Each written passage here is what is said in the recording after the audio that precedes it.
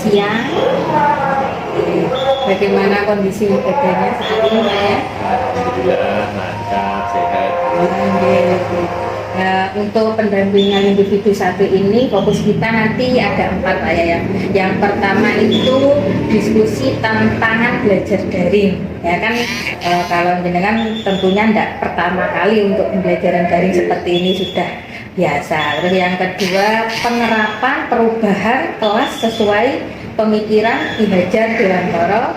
Dan yang ketiga nanti berdiskusi tentang pembuatan kerangka portofolio. Dan yang keempat yaitu adalah peta posisi diri dan rencana pengembangan diri dalam kompetensi guru penggerak. Nah, untuk yang pertama yaitu Pak Yayan, apa saja proses yang sudah berjalan selama 1 bulan terakhir dan apa yang telah dilakukan sebagai capaian selama 1 bulan tersebut saat kegiatan pembelajaran terkait modul 1.1 dan 1.2. Dan nanti dukungannya itu dari ekosistem sekolah itu dukungannya seperti apa, Pak? Terima kasih Bu Yeni. Setelah saya mempelajari modul 1.1 mengenai pemikiran dari Ki Hajar Dewantara dan modul 1.2 mengenai nilai dan peran guru penggerak, pertama yang saya capai dalam 1 bulan terakhir ini merupakan mindset dulu. Yang pertama adalah mindset, jadi perubahan mindset terkait filosofi dari Ki Hajar Dewantara. Selama ini mindset saya itu adalah harus menuntut murid untuk menyelesaikan materi pembelajaran.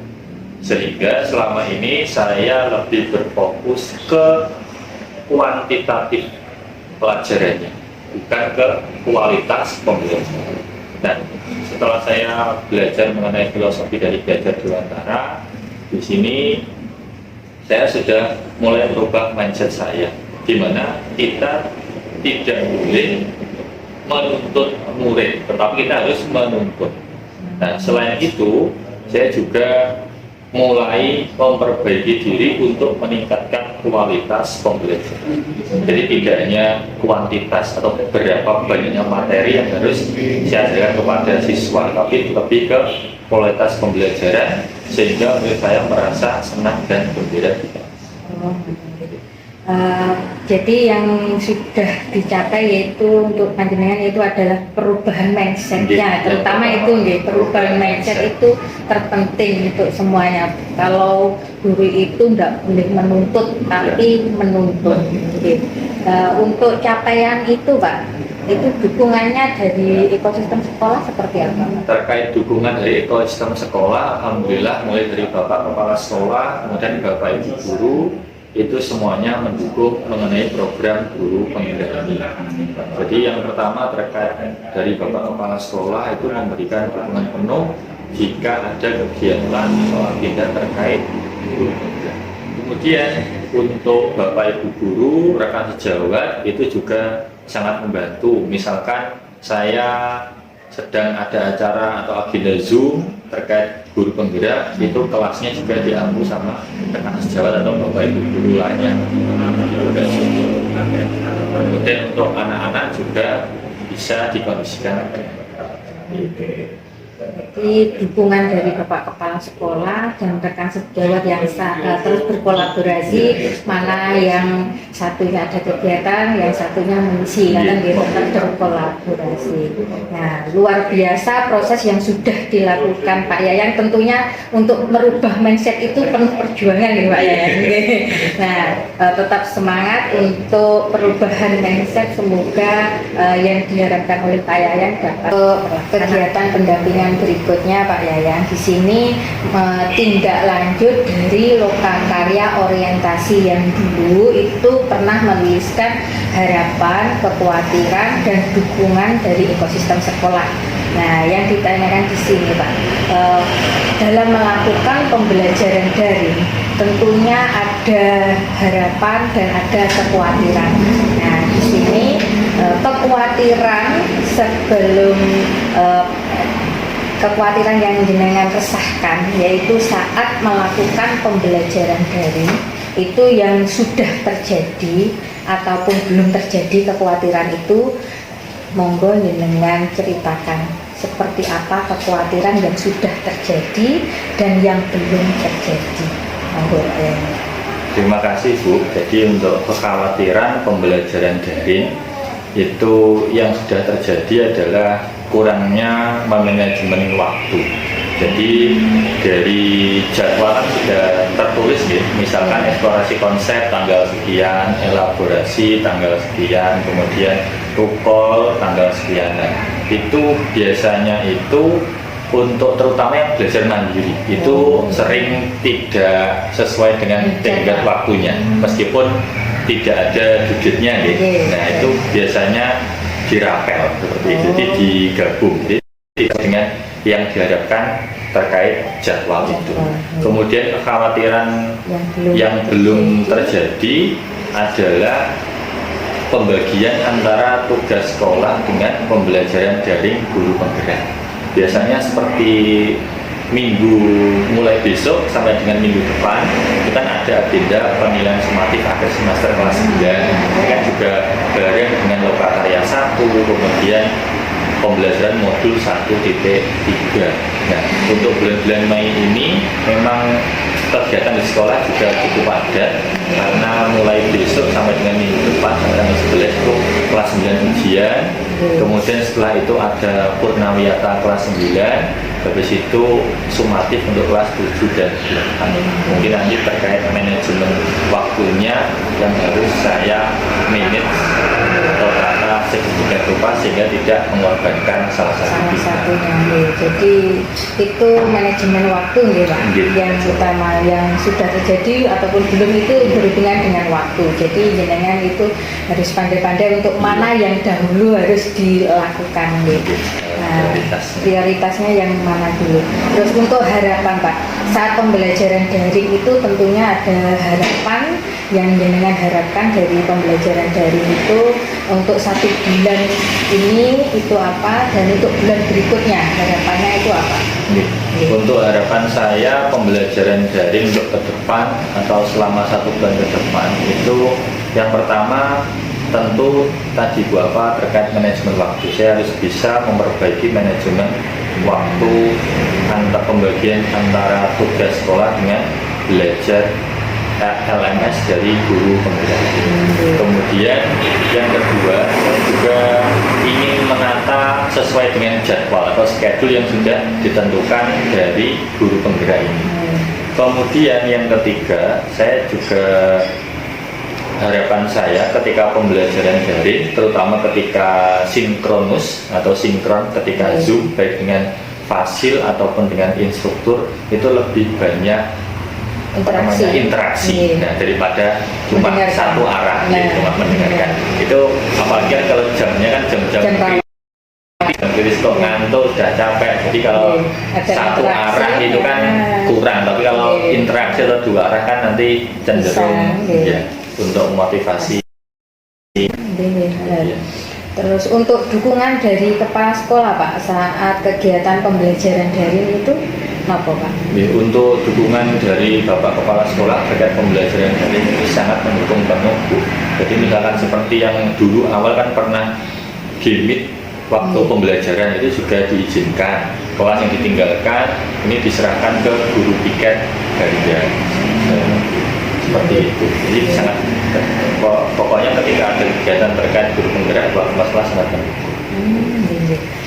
Terus kemudian Pak untuk kegiatan berikutnya yaitu adalah implementasi perubahan di ruang kelas sesuai pemikiran KHD.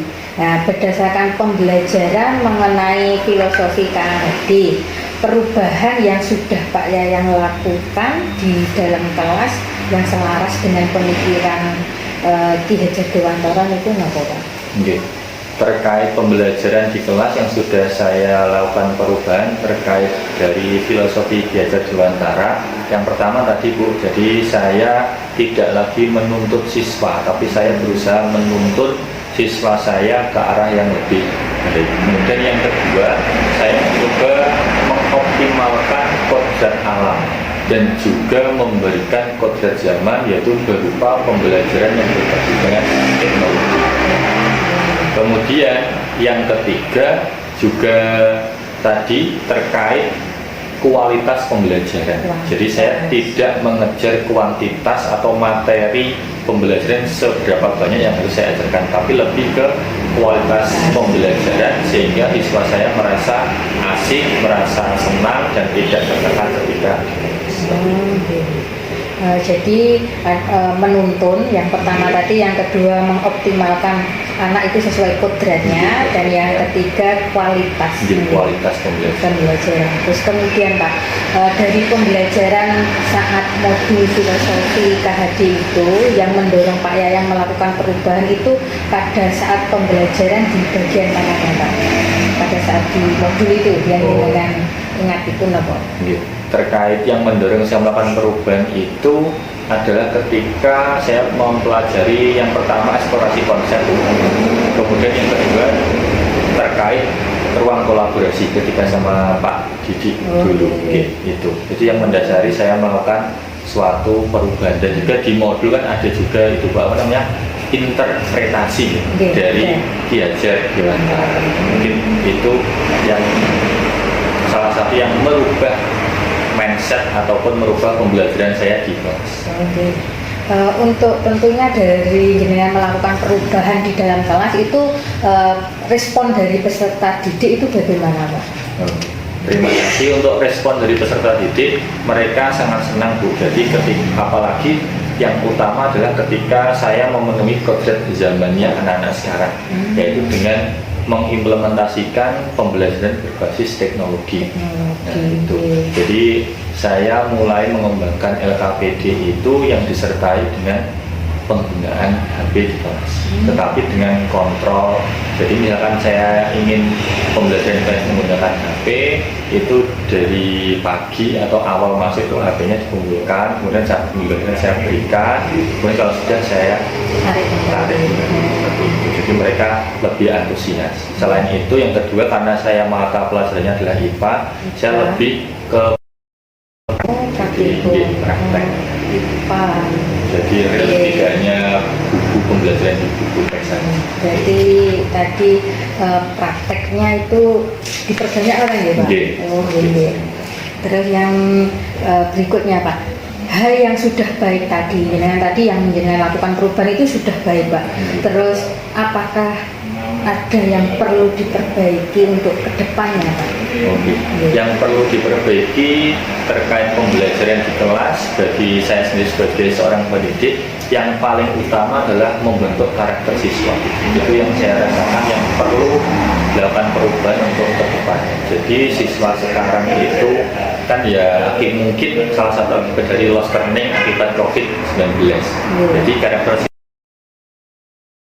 sehingga tidak hanya di sekolah tidak hanya belajar mengenai materi saja, tapi juga terbentuk nilai dan juga karakter siswa. Karena tujuan utama dari pendidikan sebenarnya pembentukan karakter. Iya, pembentukan karakter.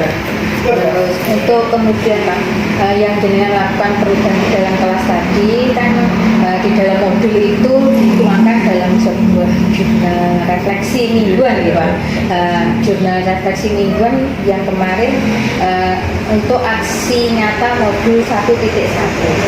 Modul 1.1 untuk aksi nyatanya sudah apa belum Pak? Untuk aksi nyatanya sudah Bu, cuma tinggal saya edit kemudian saya upload di YouTube. Untuk modul 1.2 nya juga sudah, tinggal nanti saya upload di YouTube. Jadi tinggal mengedit di Canva dan saya upload di YouTube. Terus kemudian Pak, apakah ada kendala untuk pelaksanaan aksi nyata modul 1.1 dan 1.2?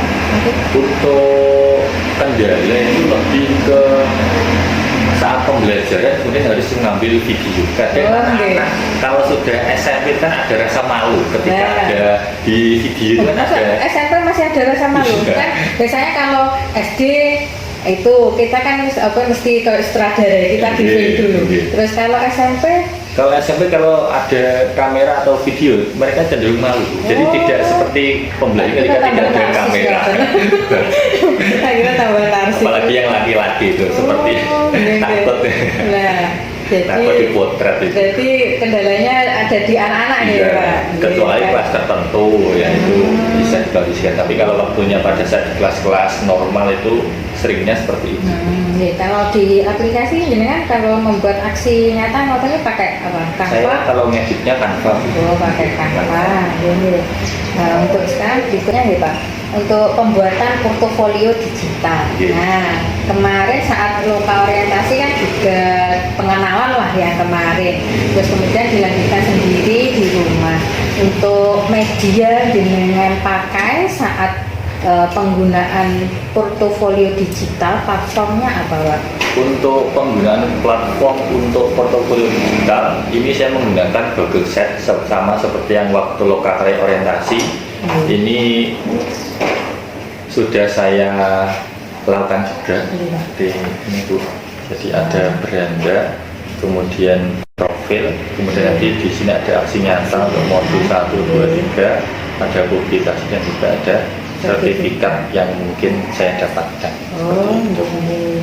Berarti komponennya tadi di situ ada itu ya, profil, Iya, ada aksi nyata, publikasi, publikasi sama sertifikat. Mungkin nanti bisa ditambahkan itu Pak, umpan balik. Oh, Nah, nanti kan saat di PI ke berapa kalau nggak kedua atau ketiga itu ada umpan balik dari siswa kan tadi Oh, ini kan melakukan perubahan di dalam kelas. Iya. Nah, jadi nanti ada sebuah lembaran di situ isinya seperti emoji. Jadi anak memilih saat ada tulisan pernyataan ini emojinya bagaimana. Terus dari termasuk jawab itu pun nanti juga ada. Terus nanti bisa dimasukkan di sini di umpan balik itu nanti kolomnya itu aja. Terus untuk bentuk penyajian portofolio digital Pak, isinya itu berupa link atau apa Pak? Saya kalau ini kan masih baru nih Bu, mungkin nanti langsung berupa video. Jadi hasil-hasilnya nanti bisa dimasukkan seperti ini kan masih contoh. Nah seperti ini. Nah, berarti ya tulisan, Iya, tulisan, ada video, berarti ada deskripsinya, iya, sebelahnya ada iya. penjelasan. Oh, Penjelasan saya. ini. Deskripsi. Nah, untuk pembuatan portofolio digital, ini kan tentunya sudah mempelajari di buku panduan yang kemarin ya Pak. Iya. Buku panduan itu dipelajari lagi, nanti di buku panduan itu ada 5 umpan balik yang wajib. Kalau yang lainnya kan tambahan. Iya. Aksi yang wajib kan aksi nyata, terus profil, publikasi, sertifikat sama umpan balik. Nah, untuk yang lainnya mungkin itu yang wajib itu. Nah, terus kegiatan berikutnya Pak untuk kompetensi. Nah, kompetensi dulu pada saat Lokanol kan ada peta posisi diri. Nah, rencana pengembangan diri dalam kompetensi guru penggerak. Nah, tentunya jenengan mestinya masih ingat dulu itu kompetensi yang sudah baik. Nah, sekarang kompetensi yang sudah baik menurut jenengan itu di kompetensi yang apa ya Pak? Kompetensi yang menurut Kan kompetensi kemarin ada yang mengembangkan diri dan orang lain, terus kemudian ada kompetensi kepemimpinan pembelajaran, ada manajemen sekolah. Ya, menurut jenengan yang sudah baik itu di bagian kompetensi yang mana? Kalau menurut saya dari diri saya itu yang menjadi lebih baik itu ada di kompetensi 1 dan kompetensi 2. Oh, Jadi berarti terkait pengembangan diri dan orang lain dan juga pembelajaran ya. Pembelajaran Pembelajaran di kelas. Pembelajaran di kelas. Terus yang jenengan perlu ditingkatkan, itu yang mana Pak? Mungkin yang ketiga dan keempat mengenai pengembangan manajemen sekolah dan pengembangan kepemimpinan manajemen sekolah dan pengembangan sekolah itu yang perlu ditingkatkan. Kalau yang pengembangan diri kan pun jenengan lakukan setiap hari, terus pembelajaran juga setiap hari. Kalau manajemen sekolah kan biasanya pemimpin selalu pimpinan harus dikembangkan. Nah, setelah Pak Yayang mengetahui ada yang sudah baik dan ada yang perlu ditingkatkan tadi, terus apakah ada perubahan rencana rencana jenengan yang perlu dirubah itu yang bagaimana? Mungkin yang pengembangan diri atau yang pemimpin pembelajaran, manajemen sekolah atau pengembangan sekolah? Yang apa pun ya, Bu? Yang rencana perubahan dengan perlu dirubah. Maksudnya kepemimpinan jenengan yang perlu dirubah itu maksudnya Pak. Kan tadi yang sudah baik kan pengembangan diri dan pembelajaran, yang perlu ditingkatkan tentang manajemen dan pengembangan sekolah. Nah itu tadi kan sudah baik dan ada yang ditingkatkan. Nah tentunya ada perubahan rencana. Jadi kan mesti rencanaku tak ubah memang wis sampai nyapa kok ditingkatkan lagi. Nah terus aku wis iki wis iso. Nah itu bagaimana? Mana yang perlu perubahan rencana? Mungkin ada, kalau tidak ada enggak apa atau tetap seperti itu. Mungkin yang saya rubah itu terkait manajemen itu Bapak di sekolah itu. Oh, manajemen sekolah. Manajemen sekolahnya itu. Nah ini kan sama Bapak Waslan juga sudah diberikan tugas tambahan yang harus saya tingkatkan ke depan. Mungkin saya harus lebih leluasa untuk terutama untuk memanajemen Bapak Ibu guru di sekolah. Luar biasa kompetensi yang sudah Pak Yayang buat tadi, tentang kompetensi yang sudah baik perlu ditingkatkan dan ada rencana perubahan. Nah terakhir Pak, kan setiap kegiatan kita melakukan refleksi. Nah di sini saya kan melakukan pendampingan kepada jenengan. Nah tentunya juga melakukan refleksi. Nah untuk kegiatan hari ini saat pendampingan individu satu ini, pembelajaran yang jenengan dapatkan setelah pendampingan ini apa Pak? Terima kasih Bu, terkait refleksi pendampingan ilmiah yang pertama ini, itu adalah yang bisa saya adalah kita harus selalu melihat posisi dan kemampuan yang sudah berkembang ataupun belum berkembang dari diri saya sendiri. Itu yang pertama. Jadi kita harus mengembalikan lagi apa yang sudah saya dapatkan dari program guru penggerak, apa yang sudah berubah dari saya setelah program guru penggerak, dan apa harapan atau ke depan pengennya seperti apa dari program guru penggerak. Mungkin gitu. Jadi posisi diri. Nah, terus kemudian Pak, saya selaku PP di sini, nah itu saat melakukan pendampingan saat ini tadi, nah jenengan monggo nilai mana yang sudah baik untuk saya saat melakukan pendampingan ini tadi, mana yang perlu diperbaiki. Jadi saat pendampingan berikutnya kita sama-sama enaknya, sama-sama nyamannya, dan kegiatan pada pagi ini siang ini tadi bisa bermakna untuk kita. Jadi untuk kegiatan berikutnya itu enaknya bagaimana gitu ya Pak. Nah yang sudah baik monggo Pak. Untuk PI ke depan saya kira PI yang pertama ini sudah baik Bu. Jadi kita berdiskusi sudah berjalan saja, maksudnya tidak ada sekat antara CGP dan juga PP. Itu menurut saya sudah sangat baik karena tidak ada sungkan atau istilahnya ditutupi, jadi semuanya clear dibicarakan. Mungkin untuk ke depan juga ya seperti ini saja, jadi mengalir saja. Diskusinya mengalir santai seperti itu. Nah, untuk kegiatan berikutnya tetap semangat nih Pak Yayang, untuk semoga bisa lulus dengan amat baik. Dan untuk kegiatan yang seperti ini di LMS atau saat jenengan ada kesibukan, saat kegiatan PI, jenengan selalu koordinasi dengan teman CGP atau dengan saya, sama-sama saling membantulah. Jadi nanti di sini kita bukan untuk berkompetisi lagi, tapi kita sama-sama. Kalau jenengan tidak bisa, jadi cari solusi.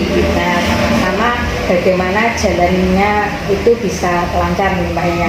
Tetap semangat, jaga kesehatan, dan mungkin untuk keluarga mungkin jadi, tapi tetap nomor satu loh Pak ya. Tetap nomor satu, jangan sampai nanti LMS jadi nomor satu, jangan. Sudah bubrah ya. Nah, untuk terima kasih juga telah berbagi praktik baik yang sudah dengan lakukan saat pembelajaran di sini atau dengan teman sejawat dengan anak-anak ya Pak ya. Nah, untuk setelah ini saya akan kembali ke lembaga saya, dan untuk hari ini apabila saya ada kesalahan atau bicara saya kurang mengenakan, saya mohon maaf yang sebesar-besarnya. Ibu, terima kasih. Saya juga mohon maaf jika ada kurangnya, ada salahnya baik itu atau perbuatan. Jadi, Assalamualaikum warahmatullahi wabarakatuh. Waalaikumsalam. Oke.